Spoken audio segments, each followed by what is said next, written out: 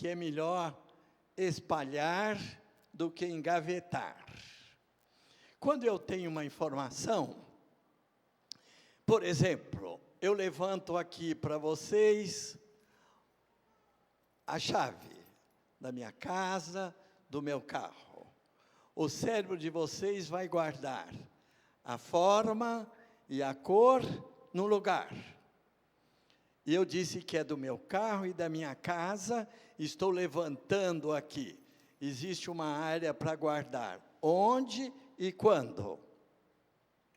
Eu estou balançando a chave ou balançando o meu dedo. Existe uma área para guardar o movimento. E depois eu estou apontando isso para vocês dentro de um contexto, de uma aula. Podia ser, por exemplo, num encontro, podia ser numa festa, podia ser numa ocasião de me empresta a chave do carro, então empresto para um amigo, o contexto. Onde você deixou o seu celular? Ah, eu acho que deixei com meu neto que eu emprestei para ele. Como você se lembra? Não, porque nós estávamos lá embaixo na cozinha. Esse é o contexto que me faz lembrar o que eu fiz do meu celular. Então, é assim que, espertamente, o nosso cérebro vai organizar, vai espalhar as nossas memórias. Ele não fica numa gavetinha, num arquivinho guardado.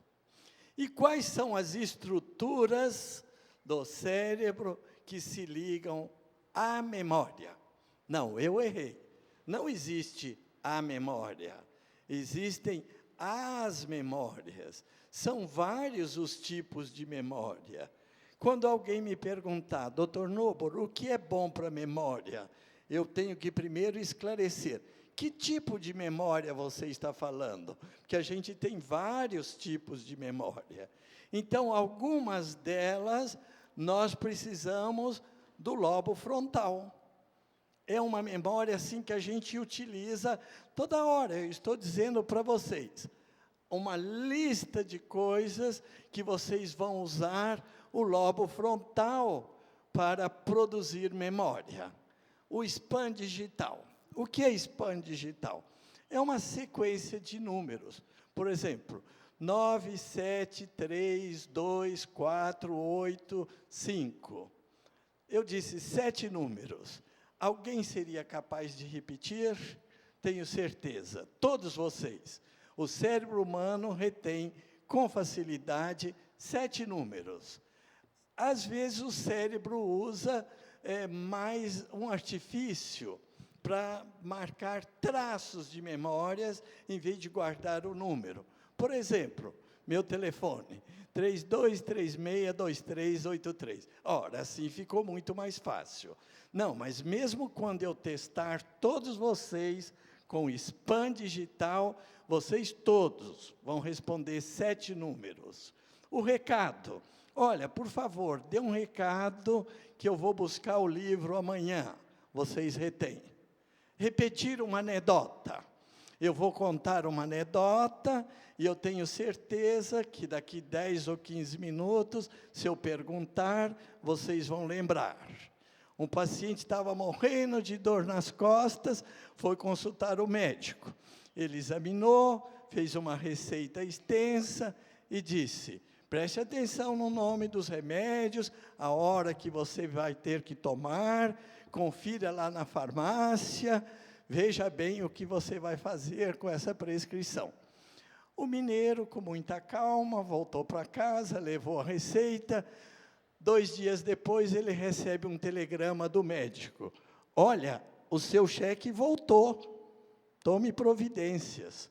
O mineiro respondeu para ele, a dor também, mude os remédios. Então, desculpa, é sem graça, mas é a piada que eu lembrei de contar aqui para vocês. Marcar o encontro. Tem gente que esquece, mas você não marcou comigo que ia em tal lugar? Fazer compras. Você foi no supermercado e esqueceu de comprar a margarina da Dora? Puxa vida, eu vou no supermercado fazer as compras dos gatinhos lá de casa e esqueço todas as vezes isto. Ou Onde foi que eu estacionei o carro? Mais de uma vez a gente deixa no 5º andar e vai lá, não, acho que não foi no 5º, deixei no 3º. Então, esta é a memória do nosso lobo frontal. É ali que a gente organiza esse tipo de memória. E vejam, são memorinhas bobas, não tem muita importância. Onde que eu pus o carro, o recado, as compras do supermercado. Amanhã já mudou tudo mesmo, não é? E agora nós temos o hipocampo. Vocês estão vendo aqui esta área situada no lobo temporal dos 2 lados. Ela está ali preenchendo-se de memória. O que faz esse hipocampo? A noção de tempo, o que é antes, o que é depois.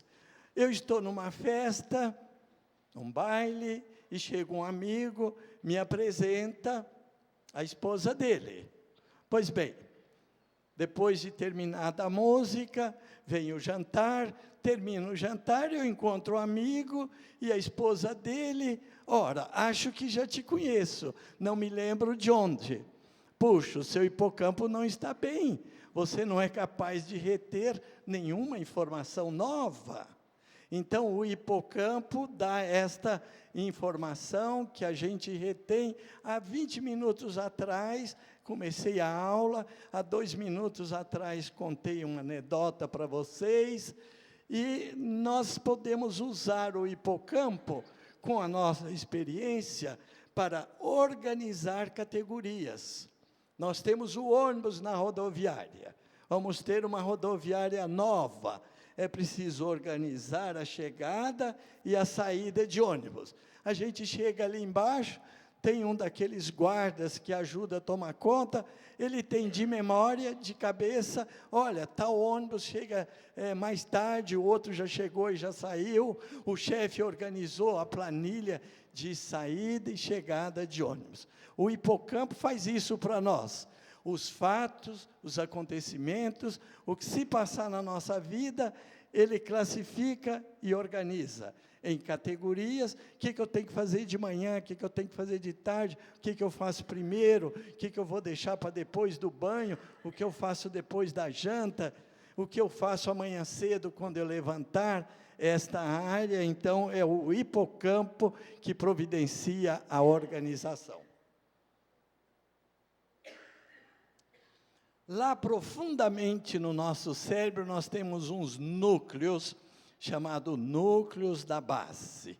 Vocês estão vendo ali as imagens azuladas dele, um pouco acima do hipocampo, mas bem profundamente. Os núcleos da base e o cerebelo. O cerebelo está apontado aqui embaixo. Cerebelo significa cérebro pequeno. Eles fazem o quê? Tarefas. Habilidades. Você tem habilidade para artesanato, para costura, para fazer o tricô, o crochê, para tocar uma música, e etc. Ali eu pus uma habilidade. Passa o fiozinho nos botões para você depois compor aquele marcador de livro. Nós, então, temos uma área que memoriza a tarefa, habilidade, a competência para fazer um aprendizado que a gente foi treinado para isso.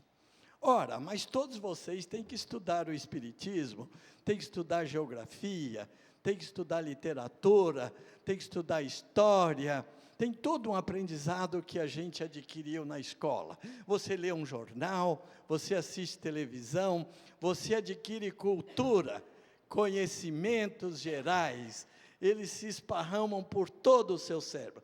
O cérebro, então, utiliza várias áreas para colocar cada uma das informações dentro da área específica, que eu mostrei lá na frente, forma, cor, movimento, contexto e etc. Então, com essa anatomia, nós já podemos esclarecer. E quais são os tais tipos de memória que eu falei? Que tipos de memória existem? Nós não podemos falar assim, você tem boa memória? Mas qual memória? Eu preciso saber de que memória você está falando. Aqui está, memória de procedimentos. São essas habilidades, os automatismos, Ali está, nessa figura, os núcleos da base, aqui, e o cerebelo. A atividade deles nos dá aptidão para determinadas competências, para determinados talentos, principalmente motores, trabalhos manuais, dirigir o automóvel, andar de bicicleta, nadar, correr, dar um nó na gravata. Depois que você aprende, treinou, você fica competente. Um segundo tipo de memória é chamada memória semântica. Está ligado ao conhecimento, à cultura, ao significado. O que significa para você aquela imagem do Coliseu? Roma, Paris, Einstein, aquela é a Notre Dame de Paris. Esse é um grande cientista, possivelmente o maior cientista que a humanidade já teve. Isto é conhecimento, é cultura, é informação semântica, é o significado, é aquilo que você sabe o que é. Tomates vermelhos, uma tempestade, um incêndio, um naufrágio, tudo isso é cultura e conhecimento, é sabedoria, é memória semântica.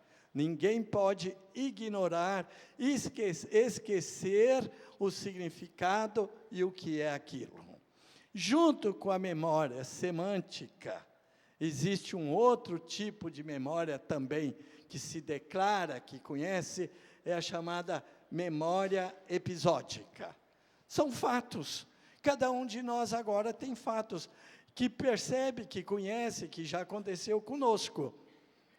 A queda da ponte, o almoço de ontem, o seu aniversário, um dia que pegou fogo no museu, quando foi que faleceu o presidente dos Estados Unidos, situações que nós todos lembramos como acontecimento, como um fato, como um episódio. Tem gente que tem ótima memória para lembrar esse tipo de coisa. Vamos juntar as duas. Aquele, acho que é um biscuit, né? Relacionando com o significado do enfeite. Significa o quê? Todos conhecem, é conhecimento, então é memória semântica. Vocês conhecem o simbolismo daqueles dois ali, de branco, e o buquê, e o véu, e o vestido de noiva. Significa os noivos no dia do casamento. Mas e esse álbum? Esse álbum é meu, é do dia do meu casamento. Estão aí as minhas fotos. Não é do casamento de todo mundo, é um acontecimento importantíssimo para a minha vida. É o meu álbum de fotos do meu casamento. Então, um episódio marcante na minha vida. Ali está uma praia. Uma praia. Todas as praias são praias no sentido semântico, mas há um dia especial que eu estava com a criançada na praia. Então, aquele dia, um episódio, um momento, um acontecimento, um fato específico. Tem gente que lembra muito bem da praia, mas não lembra aquele dia que nós fomos com o cunhado, com o primo, com o amigo na praia. Não lembra do episódio. Lembra do significado, do contexto. Nós temos um outro tipo de memória chamado memória de trabalho. É uma espécie de memória no rascunho. Vocês já sabem que ela está lá no lobo frontal. Lembra? O spam digital, o encontro que foi marcado, o recado que foi dado, as compras que foram feitas, o carro que foi estacionado, a anedota que eu contei, isso tudo faz parte dessa memória operacional, ou memória de trabalho. Já fez, passou, acabou. Não preciso ficar lembrando todo dia o número do telefone do restaurante que eu fui o mês passado. Não tem sentido lembrar de todas as coisas da ocupação cotidiana. Cumpri a minha tarefa no supermercado, organizamos o jantar e fomos visitar uma exposição de carros antigos, vi ali as marcas dos carros que me interessaram, me lembrei de já ter visto antes, pronto, amanhã acabou, já cumpri aquela tarefa, esse processo está dentro desse grupo memória de trabalho. Agora, nós temos a memória de referência, é o contexto, onde foi e quem estava lá. Vamos dizer que ali, naquele lado esquerdo, um restaurante, fogão de lenha, lá em Uberlândia. A comida é distribuída no fogão a lenha, deliciosa, tutu de feijão, torresmo, mandioquinha frita, aquele melado bem ralo, mistura ali com farinha. Então, vocês estão lembrando que naquele dia que nós estávamos juntos, numa cidade do interior de Minas, quais eram os acompanhantes, os amigos e os parentes que foram conosco. Aqui um cenário de Ouro Preto, numa visita que fizemos lá, e aqui em Ilhéus, numa praia deliciosa, que a gente foi fazer uma excursão.